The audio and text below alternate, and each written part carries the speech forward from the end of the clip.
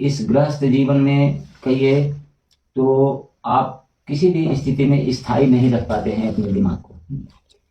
बैठने के बाद भी आपका पिंड दिमाग चलता रहता है।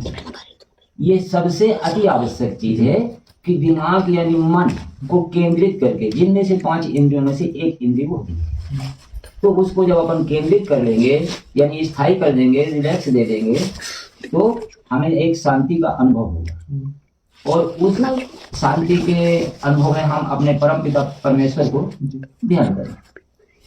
दूसरी बात, ये यदि व्यक्ति को अपने गृहस्थ जीवन में परेशानियां आ रही, अब परेशानियों से उसको अपनी मुसीबतों से पीछा छुड़ाना कि मेरा पीछा छूट जाए इन परेशानी मुसीबतों से, तो अपने जीवन पर घटित होने वाली जो बीती हुई बातें हैं उनको भूल जाना चाहिए। जैसे आज का ये दिन चल रहा है, उसी आधार से आप फिर नए सिरे से चालू करिए। और भगवान की प्राप्ति के लिए तो देखिए, मनुष्य के अंदर कई ऐसे गुण भगवान ने गॉड गिफ्ट की ओर से दिया, यानी भगवान खुद स्वयं प्रकट कर दिया उसको।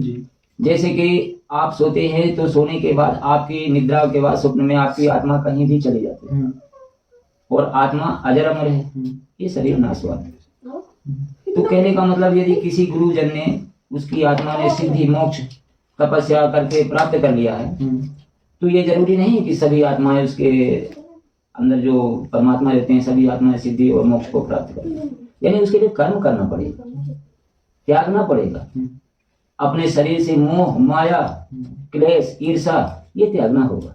किसी से ईर्षा मत करिए, किसी को निगेटिव मत बोलिए, और अपने गृहस्थी कार्य में जहां तक हो सके उतना करिए कि आपको किसी प्रकार की परेशानी का सामना ना करना पड़े। साधु संतों का संगत करिए, उनकी सेवा करिए। साधु संगतों की सेवा से ही कई सारे ज्ञान आपको ऑटोमेटिक मिल जाएंगे।